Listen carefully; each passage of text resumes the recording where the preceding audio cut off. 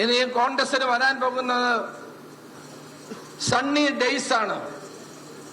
Sunny days വരാൻ പോകുന്നു എന്നുള്ളതാണ് ഈ നിയമനത്തിലൂടെ തെളിയിക്കുന്ന കാര്യം.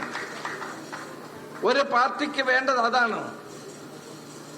സണ്ണി ഡേയ്സ് വരുന്നതോടുകൂടി കേരളത്തിന്റെ ചരിത്രത്തിൽ ഒരു പുതിയ അധ്യായം എഴുതി ചേർക്കാൻ നമുക്ക് സാധിക്കും.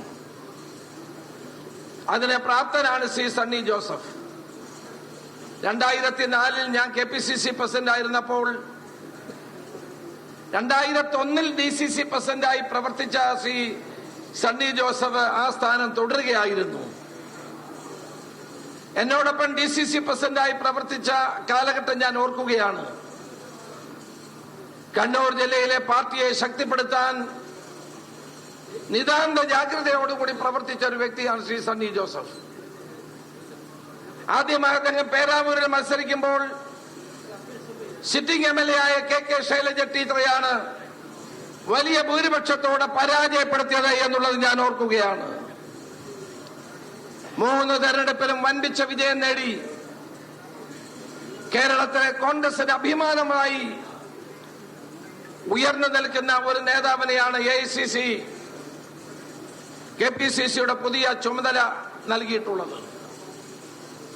കഠിനാധ്വാനത്തിന്റെയും ആത്മാർത്ഥതയുടെയും അർപ്പണബോധത്തിന്റെയും പ്രതീകമായ ശ്രീ സണ്ണി ജോസഫിന് കേരളത്തിലെ കോൺഗ്രസിനെ ശക്തമായി നയിക്കാൻ കഴിയുമെന്ന കാര്യത്തിൽ സംശയമില്ല.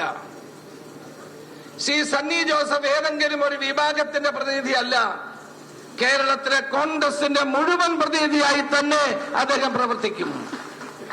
ചിലർക്ക് ചില തെറ്റിദ്ധാരണകൾ പരത്താനുള്ള ശ്രമമുണ്ട്. അങ്ങനെ ഈ പ്രവർത്തിച്ച കാലം അത്രയും എല്ലാവരുടെയും അംഗീകാരം നേടിക്കൊണ്ട് പ്രവർത്തിച്ച വ്യക്തി എന്ന നിലയിലാണ് സണ്ണി ജോസഫിനെ ജനങ്ങൾ കാണുന്നതും അദ്ദേഹത്തിന് പിന്തുണ നൽകുന്നതും.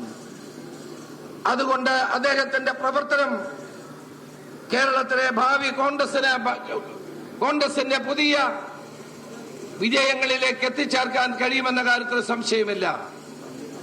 ഞാൻ ശ്രീ സണ്ണി ജോസഫിന് എല്ലാവിധ ആശംസകളും ഈ സന്ദർഭത്തിൽ നേരാൻ ആഗ്രഹിക്കുകയാണ്.